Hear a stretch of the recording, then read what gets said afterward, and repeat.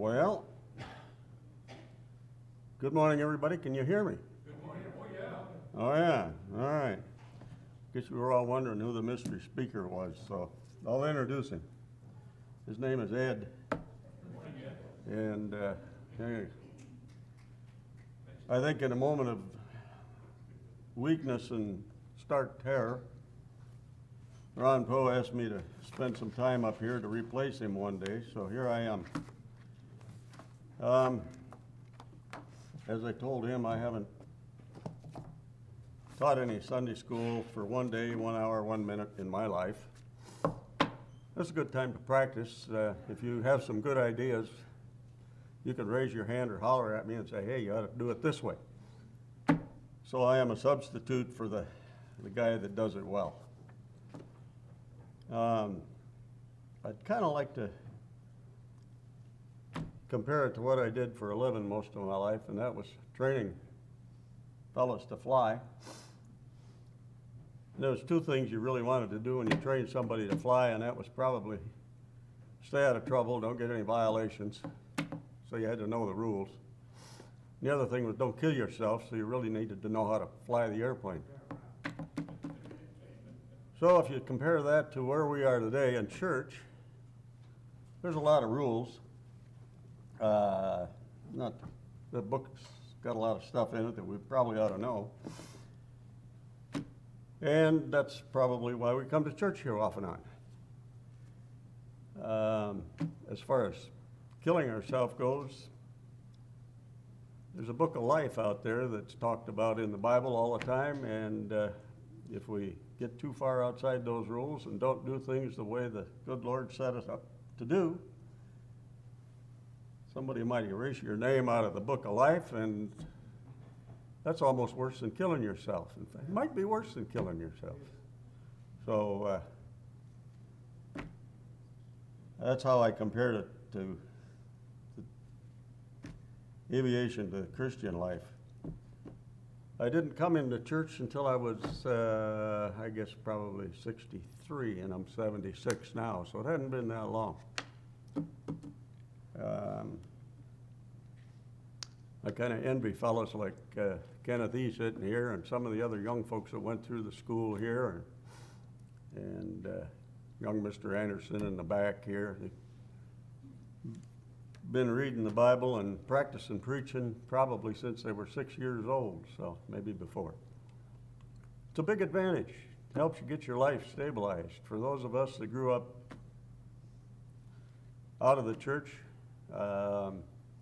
it's a little hard to come back in. I went to church every Sunday,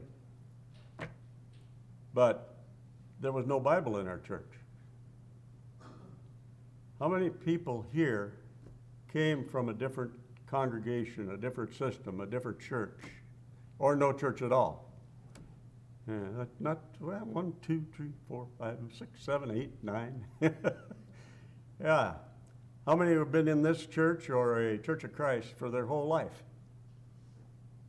You outnumber those who came in from outside by 2 to 3 to 1.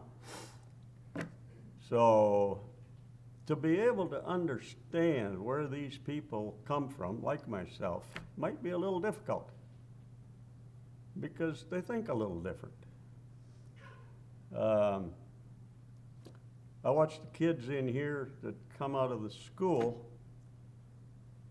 One of my first experiences, I said good luck to somebody. Goes clear back to 2006 maybe. I said good luck.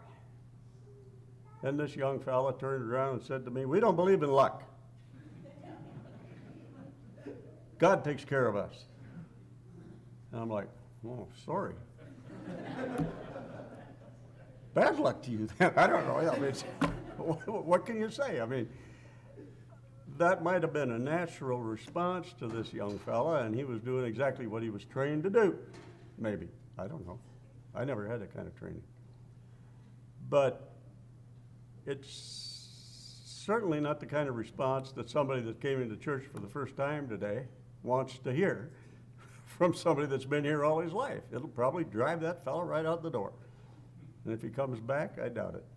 So I guess the point of that particular little dissertation was kind of think about who you're talking to and what you're saying, because it's real easy if you grew up only in one area with one type of training.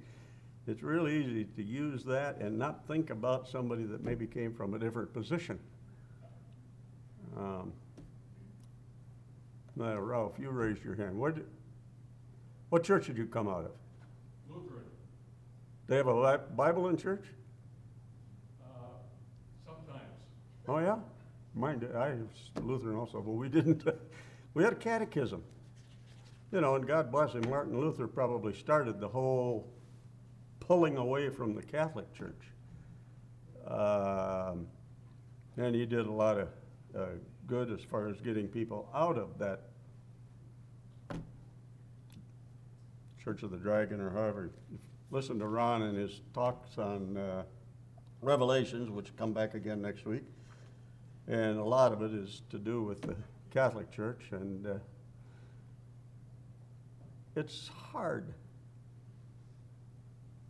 to grow up being told that this little bitty book about that big with a couple of creeds in it, a Nicene Creed, the Apostles' Creed, and if you've never heard those things, go look up a Lutheran Catechism. It's kind of interesting reading that Martin Luther wrote or asked his people to use.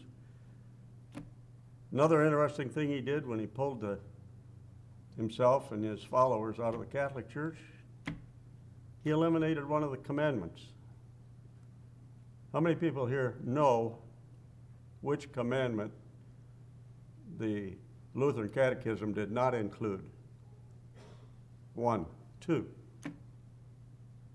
Why do you suppose he would eliminate a commandment from the 10 Commandments? Look at this church around here. It's as plain as a black and blue wall. Does that give you any idea? Luke, you rose your hand. What do you eliminate? Thou shalt make thee graven images. Yeah, no graven images. How did he get around it? He came up with 10. Changed the 10th commandment to 2 commandments. He split the 10th, right. So if you go to the Lutheran Catechism and read it, the second commandment from Exodus, that was written in stone for Moses, is gone. And there's 2 pieces of the 10th commandment to replace it. That's right. Just interesting that people come out of something like this and come into this church and see a difference. A lot of people don't like the difference they see because there's too many rules and they don't come back. A lot of people find folks that have been here all their life to be a little bit strange. And what is it? Kenneth E., you'll know. Is it 2 Peter or 1 Peter where they talk about peculiar people? Huh? First Peter. 1 Peter. Yeah, where does that say? What's it say there?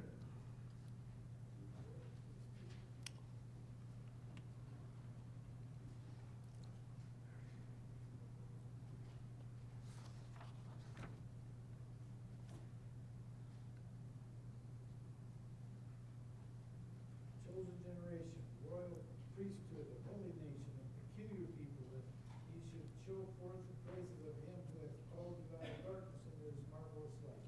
Yeah. Okay. Well, someplace in the Bible it says we are a peculiar people. A little different. But if we want to help other people to come in, we kind of gotta,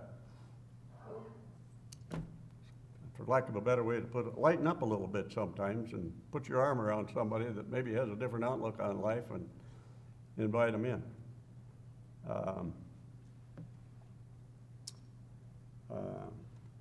What we talk about evangelism all the time. Yesterday we had an evangelistic effort out here in the parking lot. Ran from Well, if you were working out here, it started at 8 in the morning and ran till 5 in the afternoon or later. And that is evangelizing to folks that are out there to try and bring them in. Is that right, Jerry? Is that what we were doing? Somebody called it Jerry. That plus doing something fun together as a church. Yeah. Those two goals. So working out there in the hot sun from 8 in the morning till 5 in the afternoon, everybody had a great time, right? Ah, some of them looked pretty grumpy about 4 o'clock when I left. I think if you checked with the children, I believe it was fun. Oh, they had a good time, yeah, I think you're right, yeah. Yep. Okay, well, why is it such a hard sell then? What are we selling? I mean, somebody around here must have been a salesman in their life. What are you selling out there? Why do you evangelize? We're not selling anything, it's a free gift from God. Well, that's a good way to start the sales pitch. Yeah, very good way. It is a gift. It's a free gift. What is the definition of grace? I guess God's grace is what works, and it's unmerited favor, if I remember right. So that's a gift. But there's a concept that we're trying to get across to get people interested in the Bible. What do you think, Jerry? I think it's eternal life. There you go. Yeah. Life everlasting. That's what we're trying to get across. And to people that grew up in the world, they, at least younger folks now, they probably were taught that this is it. When you're done here, you're done. Gone. So have a good time. That's it. And you're trying to tell them that, no, there's more to it than that. And you have to put it in such a manner that will get them interested enough to come in the door. And once you get them, you got to keep them. I think probably one of the biggest reasons that I would put it in the category of a hard sell would be the rule book. You look at today in education, in public life, in political life, what do we follow? I mean, we are trained, people are trained to be broad-minded. Be broad-minded, be tolerant. Be tolerant. If you give any indication that you might be intolerant a little bit, you're a racist or a homophobe, or, I mean, there's all kinds of things that have come up just in the last few years that describe somebody that might indicate that he has a problem with a way of living. That's intolerance that translates into all these isms now. Politically correct probably started it all, and we could talk about that for hours, but we're not gonna. Thinking outside the box. You go to the university or the high school or get into business, you're taught or trained or asked or told to think outside the box. So you're gonna try to bring somebody to church and there's a box here and you gotta ask him to think inside this box. Can you do that? That's what you're selling. I don't know. I can't do it. Absolutely, positively, I have trouble talking to people. If they start the conversation, I can get it. But for me to start the conversation, going in and talking to somebody about, come on with me to church. Why? Well, I'll give you free access to eternal life. There ain't no such thing. When I'm dead, I'm gone, baby. I'm having a good time. I don't want to go with you. That's it. Okay, I'm not going to talk anymore. But you got to get through that. I don't know how to do that. That's what Luke has been trained to do. Now, I don't know. Kenneth E. tells me he's been studying every week on an online course to be one of these preachers and be able to do that. He's been telling me that ever since I met the kid. I guess that's been 10 or 11 years ago. Yeah. Who are you studying with now? Huh? Sorry? Who are you studying with now? We're working through Spinati's books. Huh? Spinati's books. Spinati's books, okay. Who was it before that you were always talking about? You were taking, huh? George Fall, right. I've read some of his stuff, listened to him. Good speaker. But man, if you start with George Fall to somebody that's never been to church before, they're liable to just, oh, and run. I'm serious. Really, I started out with Archie Word. How many people ever heard or listened to Archie Word's sermons? Look at all of them. Yeah. I never saw the man. I read his book, or I read an autobiography on him, and I got interested. And then I listened to some of his sermons. I think I probably got them from Jerry Anderson. I was asking around if anybody had ever had any of his canned sermons. Man, I tell you, that guy will scare the pants off of you. Serious. If you've never heard a fellow by the name of Archie Word, go listen to a couple of his sermons. He preaches, he's got this thing wired. He really does understand how it works. And he came from outside the church. Just a very short synopsis, he was in the Navy early on in World War II, and he fell off a ship and nearly drowned, and somehow or other he got out of the water. And not too long after that, he spent a little time in being a bouncer at the doorway to a bar and a few other things like that, and then he became a Christian. And then he started preaching. Well, people do change. He was a pretty good example of it.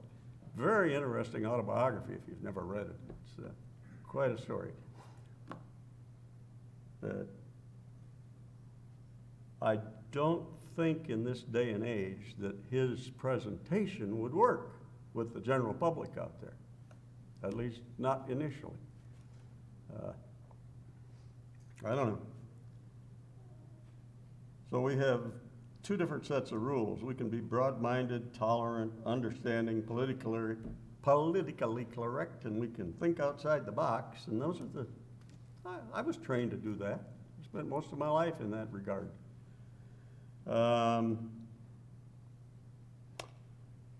Those are man's rules. If you go to other churches around town, I sent Luke a cartoon last night about other churches, or not another church, about the problems a preacher has. You have that cartoon? Wait a minute, I don't have my phone with me.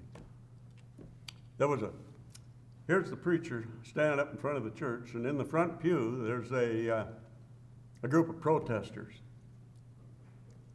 And the protesters, each one's holding a sign. And the preacher's looking at him with this really frustrated look on his face and down in the mouth.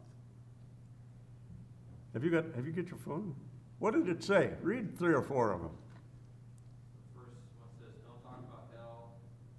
The second one says, nothing about sins. No. Just love sermons. Just love sermons. All right, that's what we want. Just love sermons. They're all over town. You can go to any church in town and they'll give you a good love sermon. Go ahead. Less Bible, more about how all are going to heaven. And don't step on my toes or I'll stop giving my money. Okay. Then he's supposed to preach 2 Timothy 4:2, teaching them to observe all things whatsoever I command you. That's what's out there. That's what we are selling to. And for some people like Luke and Kenneth E. and his brother and Mike Raymond and Steve Raymond, a few people that have been in church somewhere between 25 and 75 years, it's easy for them because they know about that. Well, Hank was laughing back there. I don't know where he came from, but he seems like he's been here forever. Yeah. Jerry, go ahead. I'm curious. I never did know. You showed up at church and stayed. So what is it that attracted you or caused you to stay? How did I get in this church? I mean, you were not run off by the peculiar people here. You somehow lived through the preaching. So I'm curious. What caused you? Well, there's a lot of reasons. Number one, I did, like I said, I grew up in a Lutheran church. I went to church every Sunday from my first memory until I was 16, 17 years old. And I had a fair understanding of the idea of Christ and salvation, and that I didn't really understand much out of the Bible, because like I said, we studied, if we studied at all, we read a catechism, which was a written document by Luther and his followers. Honestly, we drove down McCarran, and my wife and I had, after we got out of the restaurant business, we'd gone to 2 or 3 different churches around town. And she looked at this place and she said, "That's a church, isn't it?" And I said, "Yeah." She said, "Why don't we go there?" I said, "I don't know."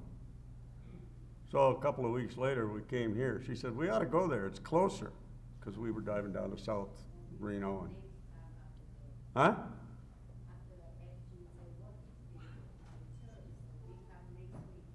Next week, whatever. I don't know. But we did. That's how we got here. We just saw the church and decided to come here. The first time I came here, and it'll date it for you people that have been here all your life, Kenneth Raymond was preaching. It was his last sermon in this church before he went to Carson City, because I thought, well, that's a pretty good preacher. I'd like to hear that guy again. So I came back next Sunday, and he was gone. I'm like, I don't know who preached then, I forget. But anyway, I wasn't as impressed as I was with Kenneth Raymond. So I'm like, Anyhow. Well, I'm a hermit. I can live in a cave all by myself, doesn't bother me a bit. My wife needs a social atmosphere. She's very sensitive about being in a group. If you ever had been to Thailand, you'd understand that, especially in a Thai village, because everybody is together all the time. It makes you crazy. But anyway, she likes social or person-to-person activity. And I don't know, a couple of people said something nice to her or to me or whatever, and so we just kept coming around. And a couple of folks were standing in the hallway talking about old engines. I used to work on old cars and old engines from the age of 9 until 25. So I knew a fair amount about that. And I'm like, well, they can't be all bad. They like old cars, or they like old motors or something like that. So that's how I got here. So, Yeah. so it was some friendly people and similar interests. Something like that, yeah. So, But again, that, in my mind, I can bring friends here, I can bring my children. My son's left, and we took them to church fairly often, but not near enough, because by the time they got into the university, they were gone. Bring them into church now, and they don't want to hear it. That's the thing. There's no desire to hear it, because it will make them or force them to change their life. And nobody who's happy doing what he's doing, unless you're a really good salesman, is going to want to change his life. I like going running every Sunday morning. I like going out in my boat every Sunday morning. Man, do I have a good time when I'm watching television in my boat and catching fish. You can do all those things in one good boat now if you've got a big boat. Yeah. You can watch the football game, catch fish, and drink beer, and pull your kid around on water skis, all at the same time. Those things are so fancy. I looked at one that was $47,000 not too long ago. I'm going, I paid $2,000 for my first truck. I can't believe it. So anyway,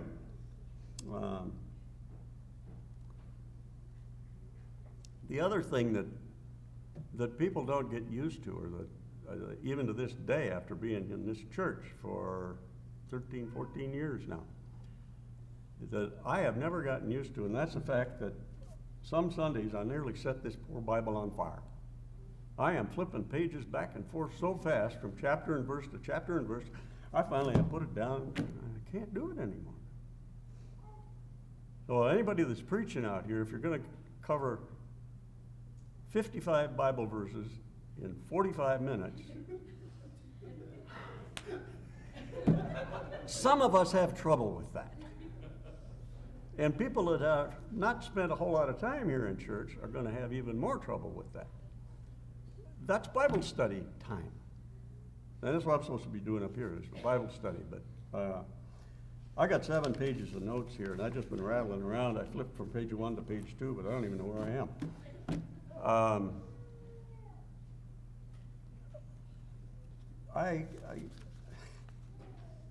It's very difficult for a guy that, like myself, to come up here and think he might say something that has any meaning to some of you folks, because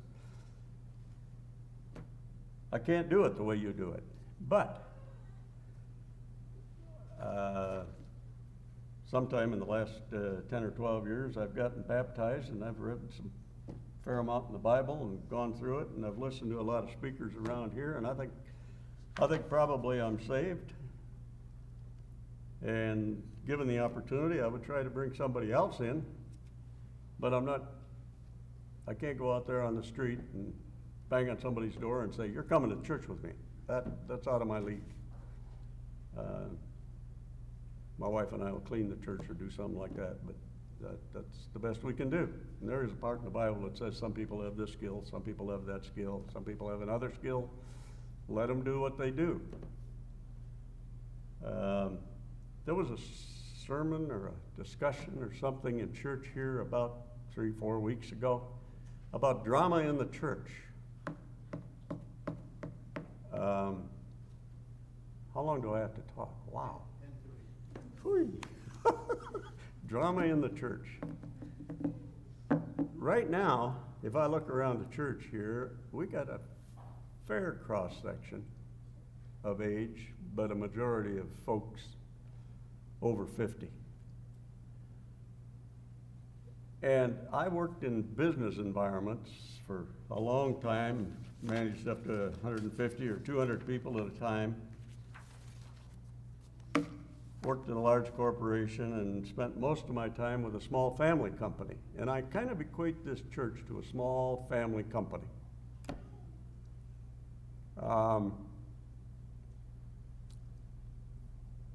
Because the guy that I started working for was he was a World War II veteran. And if you'd ever seen a movie called The High and the Mighty, the story was written by a guy by the name of Ernie Gann. And the guy I worked for and Ernie Gann flew together in the Air Force in the 1940s. So he's an old man. He had 2 boys, 2 girls, and a wife.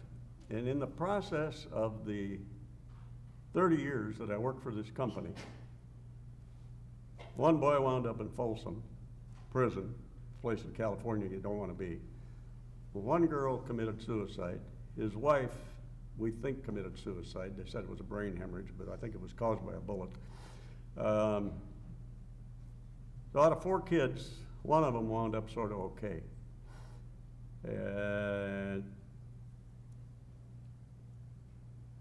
And I believe in that case, he could not let go. He basically, it was his company, he started it, he'd been fired off an airline and left to find his own way home in Japan in 1950. And he started a company, and he made it grow, and he made it grow, and he made it grow. And when he got old, he couldn't let go of it. He wouldn't let his kids run it. He wouldn't let anybody else that came in from the outside run it. I tried to get him to turn it into a public company so all the employees could have stock, and he thought I was a lunatic. He didn't want to share. And I equate some of that to the church, because there's a time in life when generations need to change, and we go from old to younger, or everything craters. there's a lot of books written on handing off family companies or making, what do they call it? Yeah, it's a transition, but what I'm thinking of, in corporate life, you got an old CEO sitting up here, and he has to have a plan in place to replace himself. And it usually has to be made public, and it even has to be known by the shareholders, or the stock is probably going to crater. If any of you have ever done anything with the stock market, you might have had a company sometime where there was an old CEO, and he had no succession plan. That's what I was trying to think of. And as he got sick and went in the hospital with cancer, you would see the stock just fall off a cliff because there was nobody there to run his company. In a church, I think we kind of run into the same situation. You've got to have a line of people coming up that have a feeling that they're really needed, really responsible, have things to do. And we do have some wonderful young people in this church. And they do a lot of things, but most of it's almost unannounced. People need some warm, fuzzy feedback for what they do. I can honestly say I see very little or feel very little warm, fuzzy feedback. I don't know. Maybe I'm just weird, but that's kind of the way I am. So transitions, successions, and it doesn't make any difference. But even in homes or villages, I grew up in a village of 800 people. My wife and I went back there about 4 years ago. One of the kids I grew up with, fellow's name was Jeff Backer.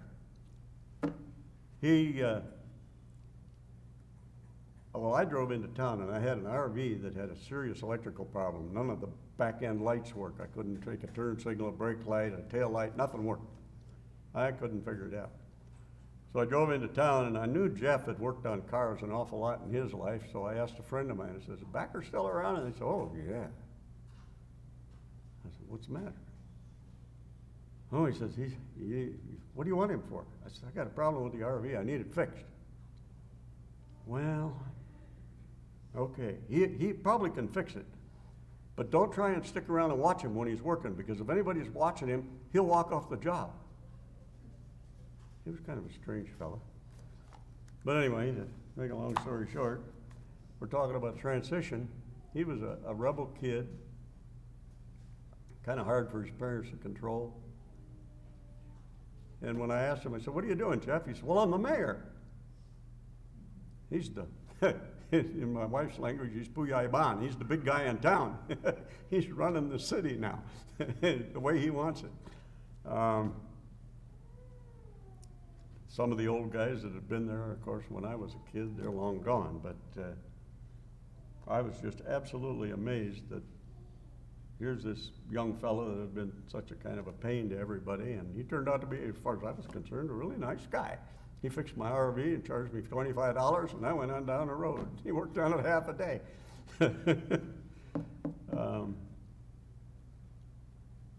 But he had taken the village as it was, quieted it down a lot. I don't know if it was because of his efforts or not, but his whole family was very sedated. He was the rebel, and I guess it probably wore on him that he had to quiet the town down, and he did. I mean, when I grew up there, it was a party town. There's no party left in that town. I don't know if to credit my friend or not, but anyway, he claimed some credit for it.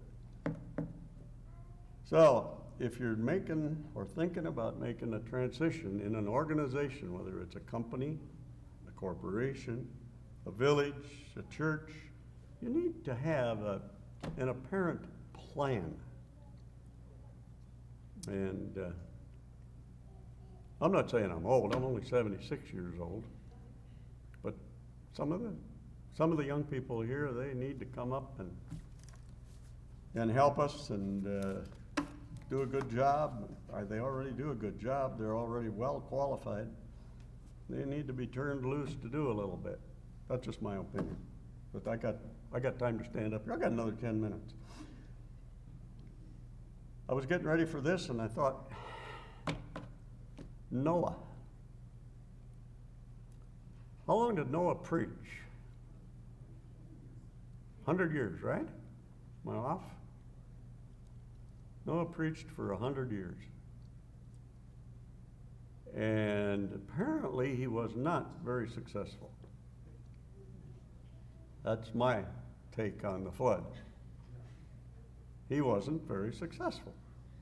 I cannot imagine, I've been a parent, I can't imagine raising children in a society where everyone except me and my wife and my boys is out having a good time all the time. Quotes around good time. But that's Noah's position if you read the Bible and book of Genesis and the description of the society at that time. How did he keep his family together? Man, that was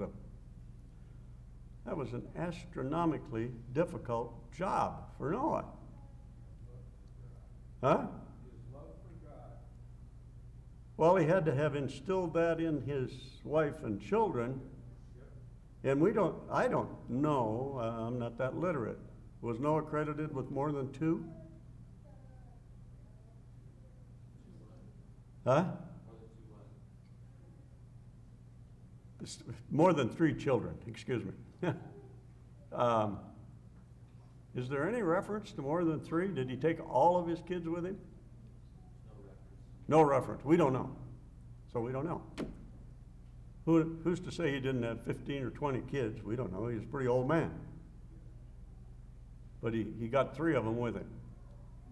And for me, when you think of it, there was an extremely difficult sell. Because he was growing his family, his children up in an environment that had to have been almost the same as Sodom and Gomorrah. And I think most of us that are here know what happened to Sodom and Gomorrah. It was so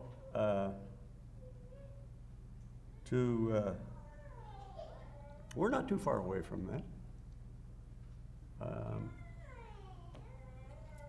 When I go around town today, that doesn't make any difference whether I go into a casino for a buffet or walk into Walmart to do some shopping. I'm not impressed with a lot of people that I see. And I have trouble. Well, I had a group of people together on Monday night, and one of the fellows at the group said, you know, when I go into Walmart, I almost have to shut my eyes. There's so much skin around, and I'm not supposed to look at those people like that. I don't know. It was kind of strange. How many here are with child right now? 1, 2, just 2, okay. We have a beautiful bunch of new kids in here, and we're going to have a bunch more. And it's, I've been here, like I said, 13 years, plus or minus a little bit. I really think that you have an extremely good organization, and that it's worth fighting for, and that it's worth trying to build up. But I really think you need to think about how to do that. We made a big stab at it yesterday, whether there's anybody here that was at the fun fair or if we get anybody back. But I think evangelism starts at home. And you got to use Noah for that example. If mom and dad don't evangelize to their kids, their kids are gonna disappear. They're gone, they're out the door.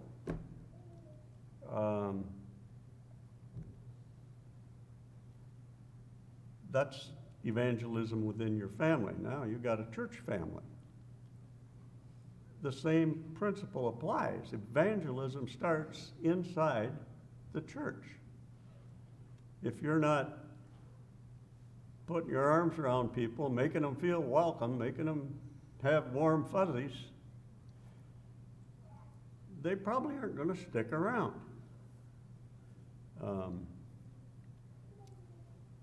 Jerry, I guess, asked me why'd I stay here. You know, well, I don't know. Really. I come here because I want to show my appreciation, my thanks, and my love of the Lord. And like I said, I'm a bit of a hermit. My wife needs a lot of social, but I can live all by myself in a cave. So if nobody wraps their arm around me and says, oh, you did a good job, Ed, thanks for everything, blah, blah, blah, I'm okay, I don't care. But I was a loner all my life. Most people aren't. I found myself to be different in that regard. And I think my boss picked that out on me when I was pretty young with a company, and he decided this guy he doesn't need anybody, so he's not gonna,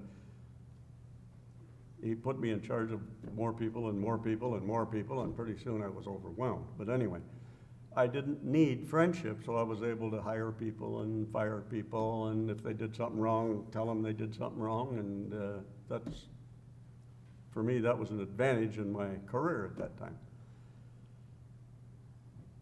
You need, as a group of people in a company or a church or a family, you have to make people feel welcome and loved and useful. Maybe useful is the most important thing. If they don't feel useful, what are they here for? Well, I'm here for salvation. Salvation's, I gotta die to get that. Life insurance has some immediate value. You go out and you buy life insurance for your, and I've heard preachers compare life insurance and eternal life. You buy life insurance and you pay for it for 30 years and you die, but at least you know, or you believe, or you have faith that your family's going to get something. If you're trying to get somebody to be a Christian, you're trying to sell them on the idea of being a Christian. This is something that we need. It's not for their family. It's for that person. Being a Christian is a solo journey. Sorry, Ralph. Ralph and I had this discussion a couple of days ago. But it is. It's a solo journey. And there are several references in the Bible that as an individual, you are responsible for your salvation. The priest isn't going to pray you into heaven or out of purgatory. Luke can't get up here and say some magic words and make you go to heaven. The only way you're going to get to heaven is to follow Acts, 238 or something like that. Make a confession, believe, get baptized, repent, live a different life. All of those things. Those are all individual in your own heart, in your own life things. So, church, Ralph said to me, he says, Ed, you're wrong. The Bible tells us we've got to have fellowship. It requires fellowship. I said, well, yeah. Fellowship helps us. It keeps us in the family. But the idea of being a saved Christian is an individual effort, and only you can get you where you want to go. Not like life insurance. You can pay for life insurance all your life and it'll get your wife and kids where you want them to go. But you can't get them to heaven with heaven insurance. There is no such thing, unless you're Catholic. Then maybe that'll work. Well, I'm serious. I grew up across the street from a Catholic church. There was amazing things they could do there. Yeah. So, if you want about if you want to know about the assembly and fellowship, go to 1 Corinthians 12, read verses 12 through 22, and it'll tell you about fellowship. And I got a whole page of things about being an individual that believes in the Bible and gets baptized and changes his life. But it's an individual effort. We're on a soul journey. It'd be nice if we could keep people in the church. And the rules apply to us here in church. They come out of the Bible. There's rules we go with every day. We have a policeman that comes to church here all the time. Everybody uses him as an example. Can you drive 90 miles an hour down the highway? No, you're going to break somebody's rules. Use Rod Denny over here. Can you send all your employees up on the roof without ropes and security? Tell OSHA, go away. How long you stay in business? Not very long. Yeah. How about Jerry? You got a bunch of paperwork here for this church, right? You got to file this paper and that paper and this paper or that paper, and if you don't, are you non-tax? Are you a school? Are you a legal school? No, Dan runs a school over here. Can he lock out the health inspector or the fire marshal or anything like that and still run the school? We live under rules, all kinds of rules. But for some reason, these are harder than the rest of them. Anyway, I've used up all my time, and I'm sorry I didn't give you a ton of Bible references, but Ron will be back next week, and he'll tell us all about Revelation. So, thank you.